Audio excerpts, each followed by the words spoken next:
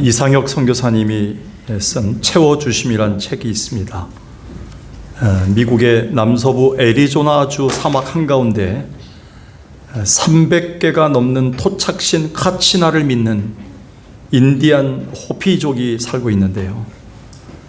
그들은 소외되고 상처받고 쫓겨나서 촉박했던 그 사막에 살고 있습니다. 그런데 그 인디언 마을에 최초로 한국인 선교사 이상혁 선교사님이 파송되어서 놀랍게도 하나님의 채워주심의 은혜를 경험합니다. 거기서 교회가 세워지고 미션 센터가 세워지고 그들에게 생생한 복음이 전해지는 기적이 일어나게 된 것입니다. 따라서 저자는 이 책에서 목숨을 건 인디언 선교 사역 기간에 하나님이 어떻게 누르고 흔들어 넘치는 채워주심의 은혜를 베푸셨는가, 그것을 생생하게 기록해 주고 있습니다. 사실 이것은 오늘날 우리가 최첨단 과학사회에서 풍요를 누리면서도 정작 우리의 내면과 정신 상태에는 극심한 빈곤의 때를 경험하고 있어서 꼭 그로 인한 온갖 죄악이 난무한 세상을 사는 우리들에게 다시금 하나님의 채워주심에 대한 소망을 열망하게 합니다. 그래서 요즘 이런 질문을 종종 해봅니다. 우리가 진정 신앙생활하면서 하나님의 풍요함을 누리고 그러함으로 은혜를 누린다는 것은 과연 어떤 삶을 말하는가? 제가 볼 때는 내게 필요한 것을 그때마다 하나님이 채워주시는 삶이 아닌가라는 생각을 하게 됩니다. 그런 면에서 생각해보면 이스라엘 백성들처럼 이 채워주심의 은혜를 아주 풍성히 경험한 자들이 별로 없었다고 생각합니다.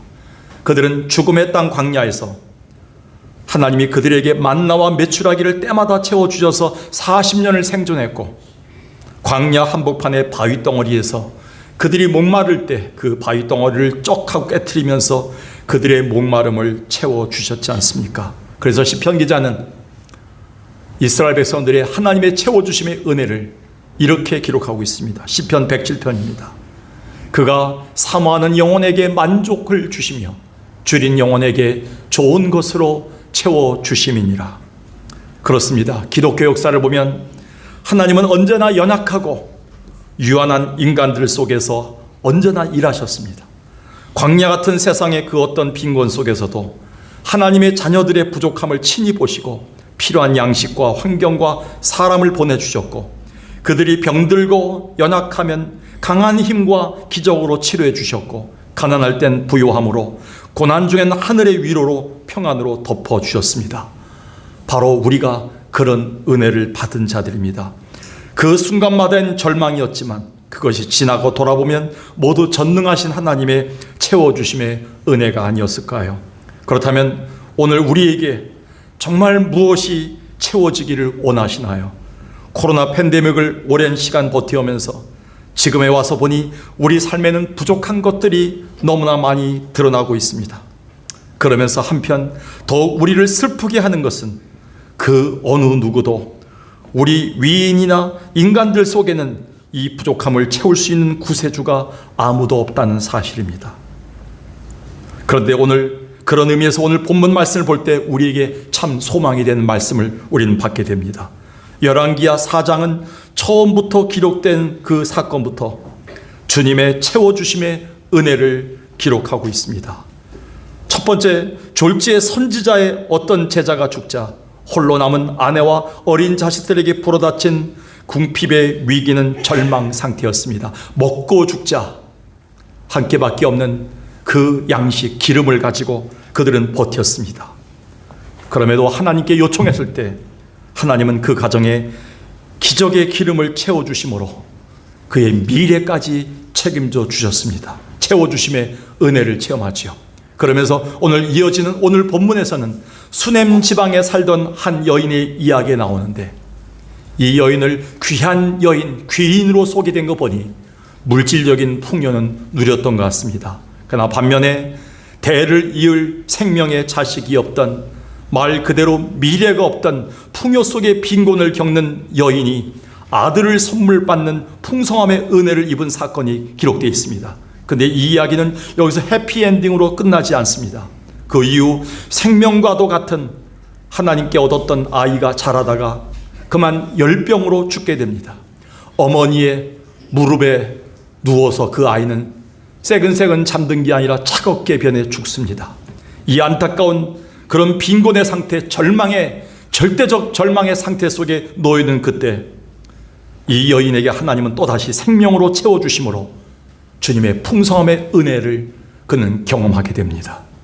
그리고 그 이후에 이 열왕기하 4장은 선지학교에 불어닥친 궁핍의 위기, 아무것도 먹을 게 없었고 돈이 없었고 모든 것에 위기를 겪던 선지학교에 하나님의 역사하심으로 말미암아 풍성히 먹고 즐기는 하나님의 풍성한 역사를 또 기록하고 있습니다. 하여간 열왕기하 4장은 모두가 하나님이 궁핍과 빈곤 가운데 하나님이 어떻게 자기 백성들을 구원하시고 어떻게 채워주신가를 기록하고 있습니다. 그런데 오늘 이 저자는 이 여인의 이야기, 수넴 여인의 이야기를 무려 4장 8절부터 37절까지 30절이나 할애하면서 이 사건을 기록하고 있습니다.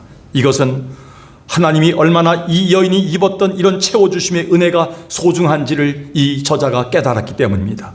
오늘 우리가 이 채워주심의 은혜를 경험할 차례가 아닌가요?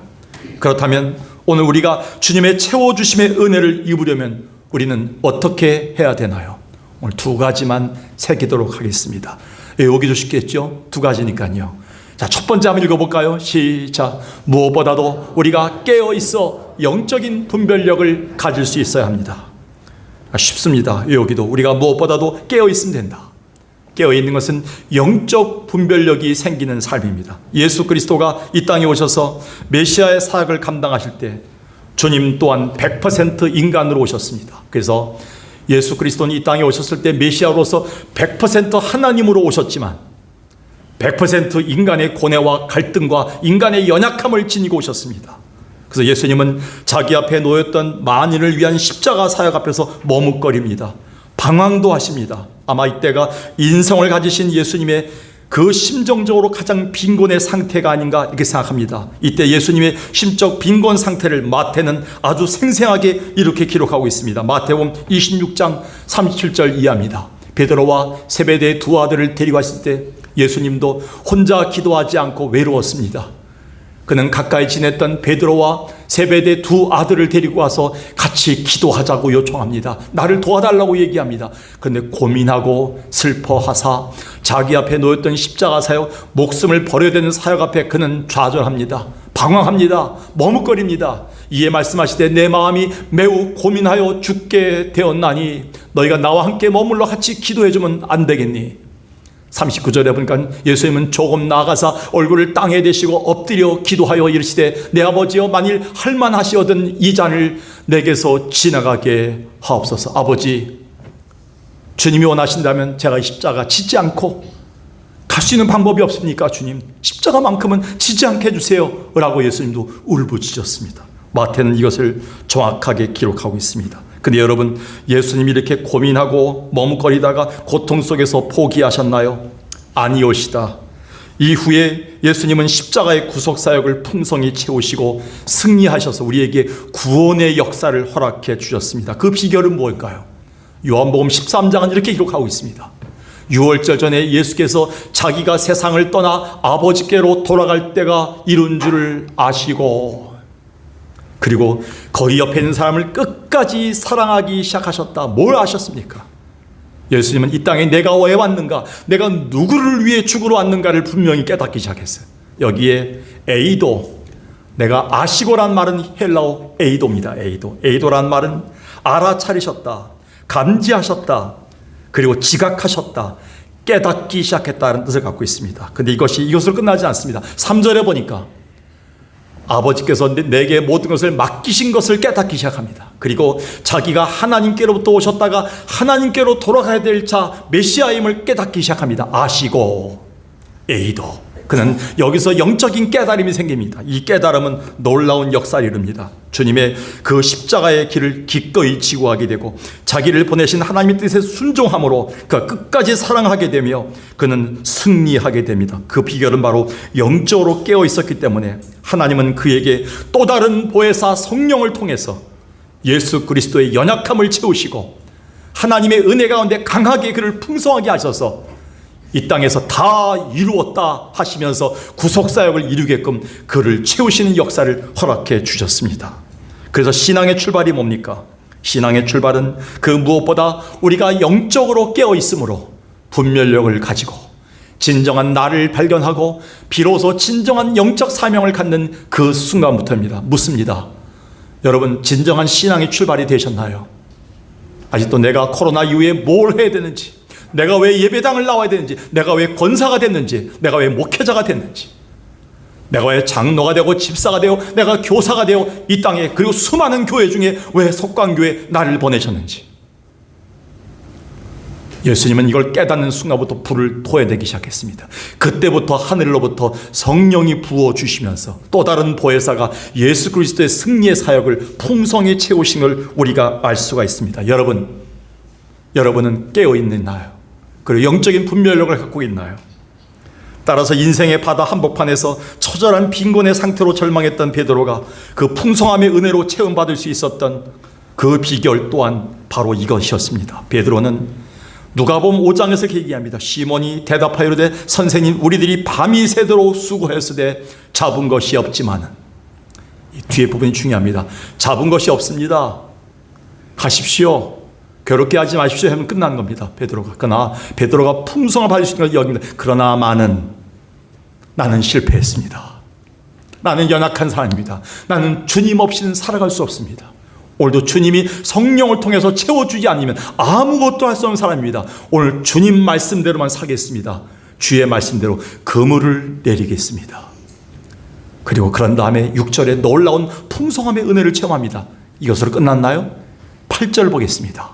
시몬 베드로가 이를 보고 예수의 무릎 아래 엎드려 이르되 주여, 나를 떠나소서 나는 죄인이로소이다. 그는 비로소 자기 앞에서 물고기의 흐름을 다 아시고 나의 연약함을 아시고 그리고 풍랑의 흐름과 그 천지의 흐름을 다 알고 계시는 그분 앞에서 메시아임을 고백합니다. 주는 그리스도이십니다. 당신 앞에 나는 죄입니다. 나를 떠나소서. 이제야 비로소 깨닫습니다. 이제야 베드로가 깨어 있습니다. 그는 연약하고 실수하고 우리보다 더 많이 무너진 자지만 하나님이 왜 베드로를 사용하셨을까요? 그는 순간마다 실수할 때마다, 연약할 때마다, 그는 실패할 때마다 자기를 깨달았어요. 깨어 있어요. 그리고 영적인 분별력을 가진 사람이기 때문에 주님 사용하신 거예요.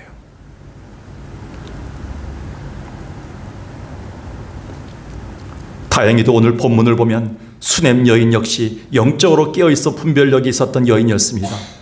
그 수넴 지역을 방문하는 주님의 종 엘리사를 볼 때마다, 또 자기 집에 와서 종종 말씀을 전하는 선지자를 볼 때마다 뭔가 예사롭지가 않았음을 직감했습니다. 그래서 어느 날 그녀는 영적으로 깨어 있어 그 선지자를 향해서 여러 것들을 대접해드렸습니다. 그러다가 그는 무릎을 치면서 남편에게 이렇게 고백합니다. 8절과 9절 보겠습니다. 하루는 엘리사가 수넴에 이르렀더니 거기에 한 귀한 여인이 있어 그를 간청하여, 간청입니다. 간청해서 자기 집에 와서 음식을 대접하고 말씀을 듣습니다. 엘리사가 그것을 지날 때마다 음식을 먹으러 그리로 들어갔더라. 한번 먹어보니까 너무 좋은 거예요. 너무 편한 거예요. 너무 내 마음에 만족감이 되는 거예요. 엘리사가 말씀을 그 여인의 집에 전하기 시작했습니다. 근데 여인이 그 남편에게 어느 날 이렇게 얘기합니다. 항상 우리를 지나가는 이 사람은 보통 사람이 아니다. 하나님이 보내신 거룩한 사람인 줄을 내가 아노라. 히브리 성경엔 야다입니다. 야다. 헬라어에는 에이도지만 여기서 야다가 뭐냐면 깨닫다, 지각하다, 알아차렸다. 그는 뭘 알아차렸습니까?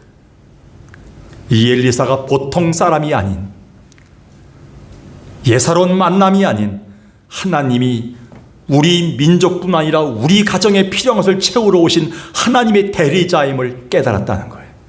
이걸 신학자들은 유식한 말로 하나님의 거룩한 간섭이다, Divine Encounter란 말을 씁니다. 이 말은 하나님의 영적 만남입니다. 그러니까 즉 엘리사가 자기 가정뿐 아니라 이 민족을 구원하기 위해 오신 하나님이 보내신 거룩한 자임을 깨닫는 그 순간 그는 분별하는 지혜로 그 엘리사를 섬기기 시작한 거예요. 이거는 반드시 하나님의 뜻이 있다. 하나님이 보내신 자다. 우연한 일이 아니다. 이게 바로 하나님의 간섭이에요.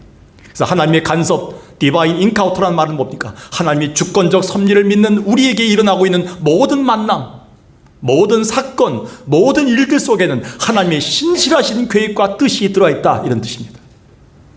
우연하게 석강교회 나왔나요? 우연하게 집사가 됐나요? 우연하게 그 권사님 만나게 됐나요? 우연하게 그 직장 들어갔나요? 우연하게 우리 자녀들을 주셨나요? 우연하게 이런 사건을 경험하게 하셨나요? 우연하게 우리 집에 이런 일들을 경험하게 하셨나요?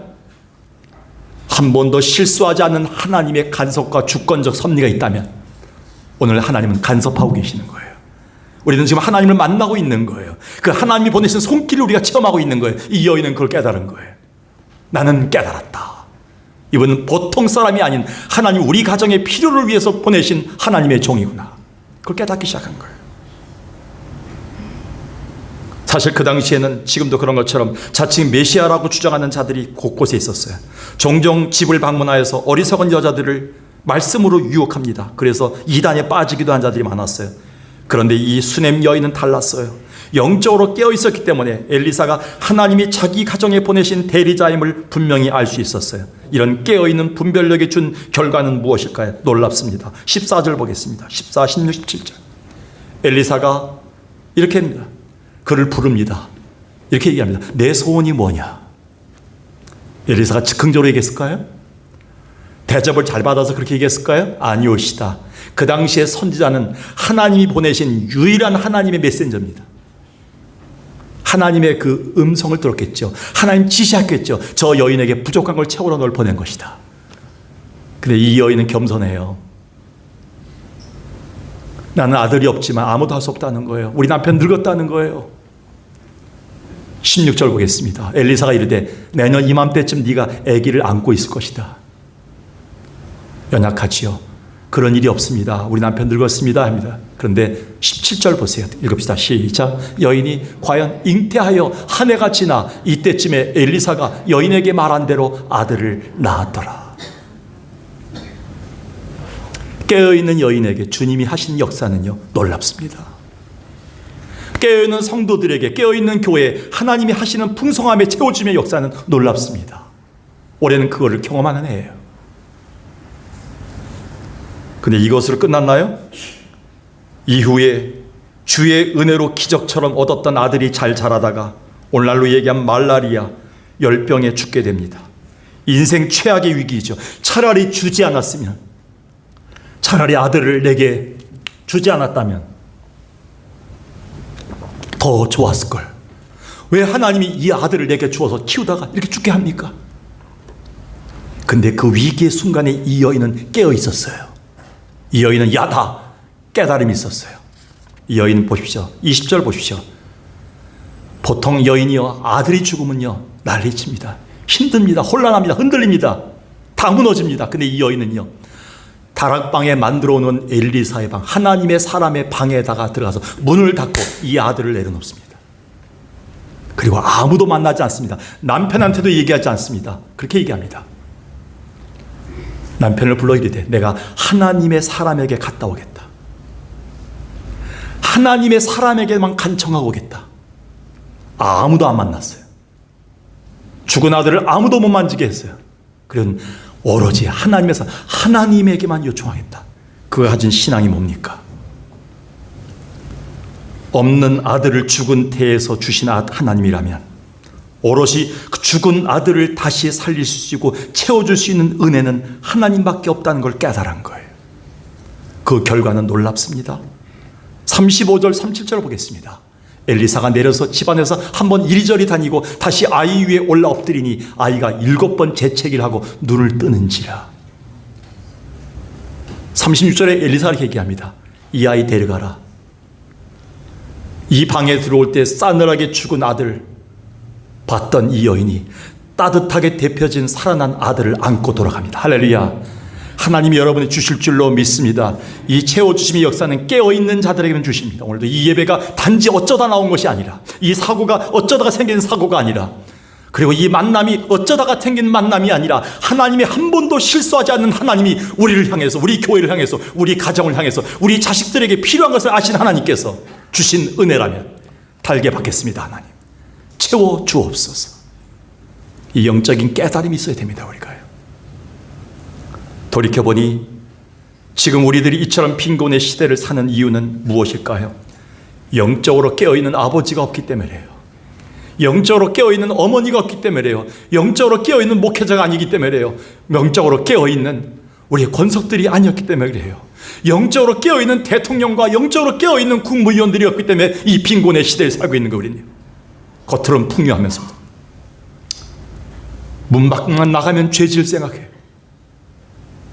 돈만 생기면 죄질 생각해요. 풍요가 주는 빈곤이에요.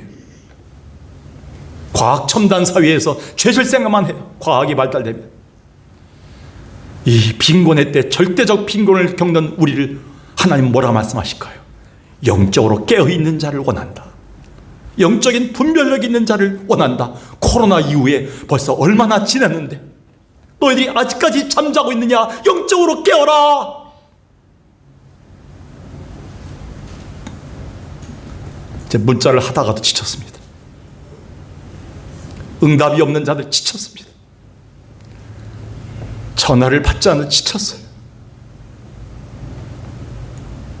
우리가 옛날에 그랬나요?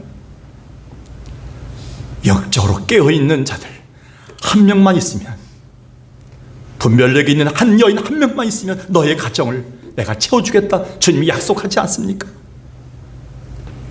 오늘 우리가 이제라도 영적으로 깨어있음으로 말미암아, 영적 분별력을 가짐으로 말미암아 여러분의 가정과 여러분의 자녀들과 여러분의 사업장과 여러분의 모든 삶에 하나님의 채워주심의 역사가 풍성하길 주의 이름으로 간절히 축원합니다. 마지막 두 번째입니다. 크게 한번 읽어볼까요? 시작. 날마다 하나님의 임재를 경험하며 살아야 합니다. 사실 이 수넴 여인이 부족함과 절대적 빈곤의 때를 살면서도 그 위기의 순간에 채우심의 은혜를 입을 수 있는 또 하나의 결정적 요인이라면 바로 그 가정에 하나님이 보내신 대리자 엘리사 선지자를 자기 집, 정확하게는 그 집 중심에 모셨기 때문입니다. 어쩌다 행한 우연한 일이 아닌 이것이야말로 하나님의 주권적인 간섭, 디바인 인카운터 아래서 부부가 그 섭리를 알고 상의해서 결정한 소중한 결정이었습니다. 일찍이 박윤선 목사님은 합신을 세우면서 신학생들을 키우면서 한국의 성도들을 보면서 우셨습니다. 한국의 성도들과 목회자들을 보니 주님 모시는 일은 열심히 한다. 주여, 주여 믿습니다. 아멘, 아멘. 날마다 주님을 내주하신다. 내일 내주하십시옵소서. 주님 내 안에 계시옵소서. 늘 내주한대. 근데 주님이 안주하게 하지 않는다는 거예요. 편안하게 거하지 않으시면 주님이 떠나신다는 게 자꾸. 예를 들겠습니다. 시골에서 부부가 홀로 계신 어머님 생각해서 부부가 상의해서 어머니를 모셨습니다. 처음에는 열심히 모셨겠죠. 근데 어머니가 새벽 일찍 일어나서 나가서 기도도 하시고 또 새벽도 산책도 나갈 때마다 부부가 싸우는 소리를 자꾸 듣는 거예요. 아들 부부가. 그 소리는 새에 나옵니다. 왜 어머니가 이렇게 꼬질꼬질 하셔? 어머니가 너무 음식을 짜게 하셔.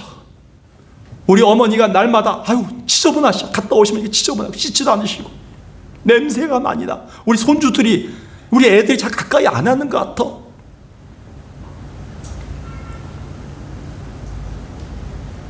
어머니는 어느 날 편지를 쓰고 아들, 딸, 아들, 며느리야 잘 살아라. 나는 다시 시골이 좋다. 편하다. 보따리 싸들고 집에 가십니다. 왜 가셨을 거예요? 편안하지 않아서 그래요. 편안하지 않아서 가신 거예요.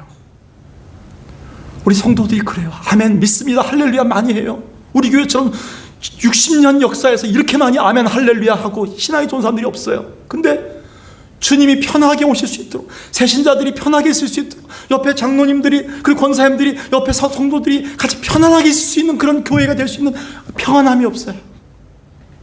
주님도 그렇게 모시면 안 됩니다. 근데 이 여인을 보세요. 9절 보겠습니다. 여인이 남편에게 이르되 항상 우리에게 지나가는 이 사람은 하나님의 거룩한 사람인 줄을 내가 깨달았다. 이래서는 안 되겠다.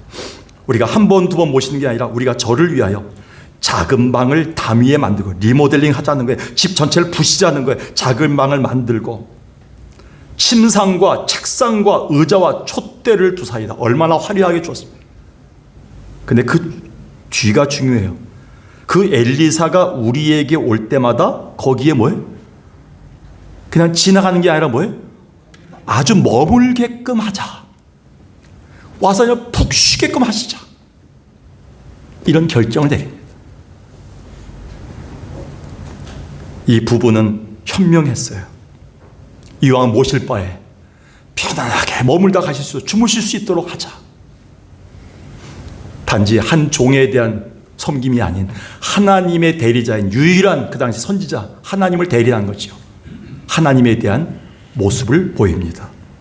이러한 최상의 섬김과 최선의 섬김은 하나님 말씀을 존중히 여긴 데서 오는 태도이지만 정확하게는 인간 엘리사가 아닌 생명의 말씀을 주시는 인생의 주관자 하나님을 가정과 그 일상에 모시는 하나님이 임재하는 삶 자체입니다. 성경의 역사를 볼 때 이런 자들의 가정과 일상은 하나님이 모두 풍성하게 채워주셨습니다. 고린도전서 16장을 강의할 때 스데바나의 가정을 소개한 적이 있습니다. 스데바나의 가정은 섬기기로 작정하고 교회에 들어왔다, 이렇게 바울은 얘기합니다. 어느 가정이 식구들을 데리고 교회에 등록하면서 난 이 교회에 예배드리러 왔습니다 하지 않고 난 이 교회 목사님과 성도들을 섬기러 왔습니다. 요즘 우리가 성도 중에 새로 나오신 분이 그런 분이 한 분 계신 것 같아요. 날마다 주방에 들어와서 일하고 계신 것 같아요. 한 번 들어가기도 힘든데, 일하기도 힘든데. 스데바나 가정은 나는 주님 섬기기로 작정하고 왔습니다 하니까 주님이 그 가정을 2000년 교회 역사에 두고두고 롤 모델로 삼고 있는 거예요. 고넬료 가정은요, 예수 믿으면 쫓겨나는 가정이에요. 로마 정부에 의해서 박탈되는 가정이에요. 근데 그는 베드로를 모시고 예배를 드렸어요. 섬겼어요. 주님 말씀 모신 거죠. 그 결과 유럽 전체의 복음을 여는 첫 관문이 되었어요. 그것뿐입니까? 삭개오는 비난과 조소를 받고 많은 억울함을 당했지만 그는 예수 그리스도를 자기 집에 모심으로 아브라함의 자녀가 되는 영적인 풍성을 누리는 가정이 됩니다. 오늘 본문을 한번 보십시오. 11절 13절 보십시오. 엘리사가 거기에 이르러 그 방에 들어가 어떻게 했습니까? 누웠어요. 밥만 먹고 가는 엘리사가 아니라 거기에 편안히 누웠어요. 여러분, 편하지 않으면요 다리 뻗지 않습니다. 사람이요. 주님도 마찬가지입니다. 석광교회 예배 드릴 때마다 매주마다 오셔서 주님이 편안하게 말씀 전할 수 있는 교회가 됐으면 좋겠습니다. 성도들이 이왕 오는 거, 목사님 나 오늘 회비 내러 왔습니다. 내가 오늘 결혼식 가야 되는데 잠깐 들렸다 가기 때문에 왔습니다. 안 오면 권사인데 이상할까 봐 출석 체크하러 왔습니다 라는 얼굴 모습, 그런 분주한 모습 보이다 가지 마십시오. 주님, 제가 일주일 내내 작정하고 왔습니다. 오늘 은혜 주시지 않으시면 가지 않겠습니다라는 마음으로 올 때 주님은 편안하게 머물러서 여러분에게 채워줄 줄로 믿습니다. 이게 하나님의 은혜예요. 엘리사는 거기에 머물렀습니다. 그리고 수넴 여인을 불렀습니다. 하나님의 지시죠. 내게 필요한 것이 뭐냐? 12절 보십시오. 13절 보십시오. 엘리사가 이렇게 얘기합니다. 내가 나를 위해서 세심한 배려를 하는구나. 전 여기서 은혜를 받았습니다. 하나님이 우리의 예배와 헌금과 헌신을 보시면서 야, 내가 보니까 너 나를 위해서 세심하게 배려하는구나. 내가 너를 위해 뭘 해줄까? 이렇게 물는 거예요. 아무나 하나님이 채워주지 않습니다.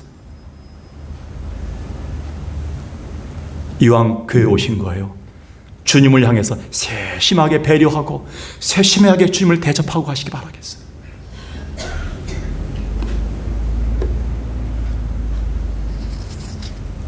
그 결과는 뭡니까? 내가 너를 위해서 무엇을 할까?